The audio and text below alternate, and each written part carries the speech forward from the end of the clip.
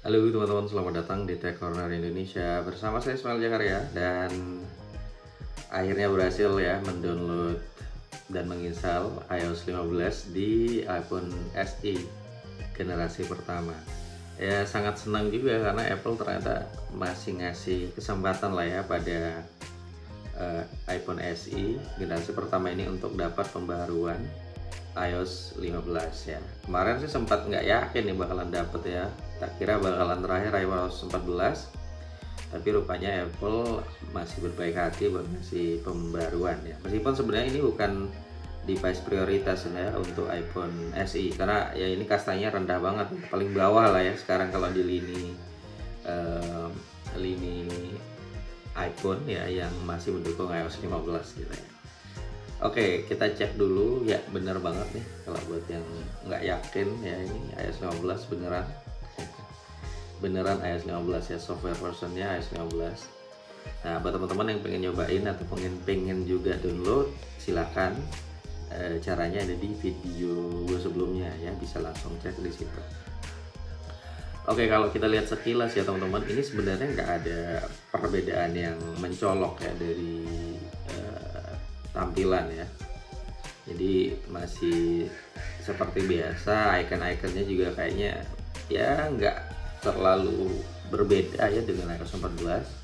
Terus masih ada widget kayak gini ya. Oke, widgetnya masih ada kayak gini. Terus kita masih bisa kayak ngedrag widgetnya ke dalam ini dalam line apps-nya kayak gini. Terus di bagian belakang juga tetap ada apps library.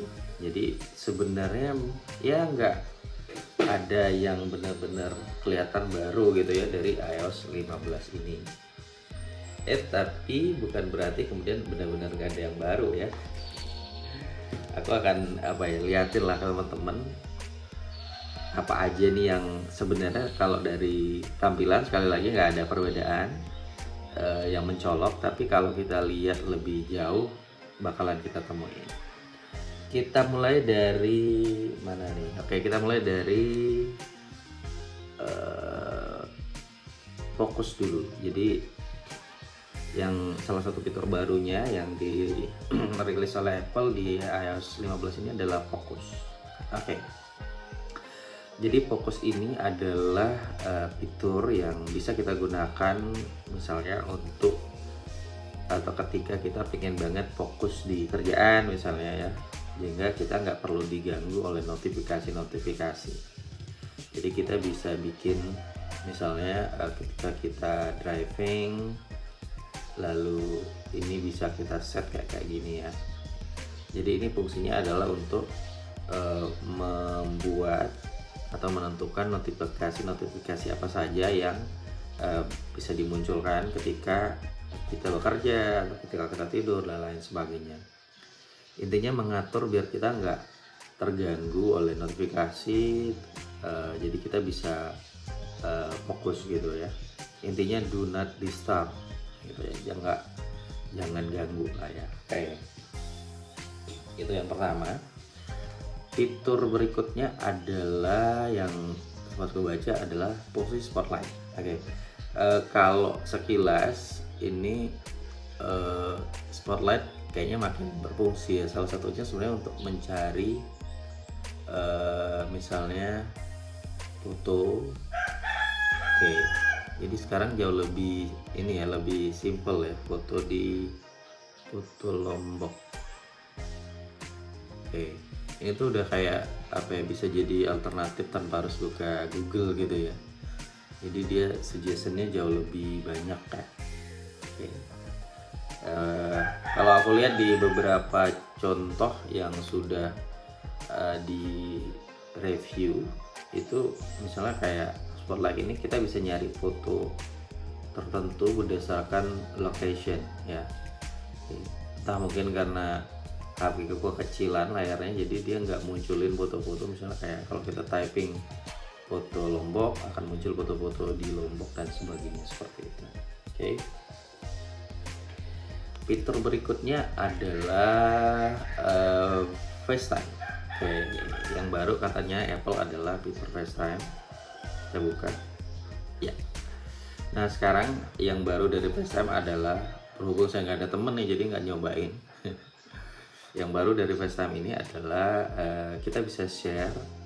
Ya, kalau teman-teman suka Zoom meeting tuh ada namanya share screen. Jadi nanti kalau di FaceTime ini kita bisa share apa yang kita lagi tonton atau apa yang lagi kita dengar. Dan yang terbaru adalah ada namanya create link. Nah ini memungkinkan pengguna Windows ya, operating system Windows, dan juga pengguna Android itu bisa ikut untuk FaceTime bareng kita. Emang belum ada native aplikasinya di Android, tapi paling tidak ini jalan lah untuk ya teman-teman yang selama ini nggak ngerasain FaceTime karena khusus untuk Apple, jadi bisa ngerasain juga begitu. Asik. Apalagi ya yang baru katanya sih di Maps. Kita cek Maps dulu. Oke, ya sebenarnya nggak ada yang kelihatan baru ya kalau menurut saya. Oke, ya kayaknya ini cuman karena Indonesia juga nggak terlalu maksudnya kalau di luar kan kita bisa lihat langsung 3D design untuk Maps, tapi ini kayaknya nggak ada ya. Coba cek ini tuh kayaknya emang nggak ada ya, karena belum kali ya, belum kerekam. Kalau aku lihat di contoh-contoh yang dirilis oleh Apple itu dia langsung kayak gedung-gedung dan sebagainya ya. Tapi ini kan emang ya gue nya tinggal di ini sih itu ya, jauh di kampung ya, di pedalaman sini gitu. Oke lah, kita berikutnya saja. Berikutnya adalah yang baru Safari. Oke. Nah yang baru dari Safari sebenarnya adalah sekarang kontrolnya itu ada di bawah. Oke, kontrol ya ada di bawah. Kalau biasanya kan kita adanya di sini, di atas sini. Oke. Sekarang kalau kita mau typing kayak misalnya Google gitu ya, kita mencari alamat situs tertentu, ini ada di bawah ya, nggak lagi di sini. Memang ini kayaknya perlu penyesuaian juga buat kita yang yang baru pakai ya, karena kebiasaan kan selama ini di atas, termasuk di Android atau iOS di versi sebelumnya itu juga masih di atas sini ya. Berikutnya adalah apa ya berikutnya ini? Oke, foto. Nah foto ini yang baru katanya adalah sekarang itu bisa nampilin detail EXIF. EXIF ini adalah data detail dari handphone kita ya, foto. Jadi kita bisa ngelihat kita menggunakan kamera jenis apa. Jadi kerekam semua ya. Misalnya kayak ini aku mau tuh pakai Huawei P40 Pro, dan di sini udah langsung muncul ya keterangan. Kemudian nggak ada info lensa, ukuran dan lain-lain, termasuk lokasi, ISO, semua lengkap ya. Jadi detailnya ada di sini. Ini sesuatu yang menurutku menyenangkan lah ya untuk kita yang misalnya kayak fotografer dan lain-lain, ini pas banget. Apalagi di sini ya, caption masih tersedia. Jadi auto input, kita bisa masukin caption misalnya. Lalu nanti ketika kita masukin ke web, ini otomatis akan terbaca juga di website atau di blog dan lain-lain begitu. Apalagi ya, sebenarnya banyak ya fitur-fitur baru dari iOS 15, tapi ya sekilas seperti itu. Dan ya ini kalau kita lihat sih run jalan ngebut juga ya, gak ada lag ya, multitasking, perpindahan dari satu app. Oh ya, kita coba lihat aplikasinya saja lah ya. Sejauh ini WhatsApp jalan ya, nggak ada kendala. Oke. Lalu Twitter ya, kita lihat Twitter. Oke, Twitter jalan.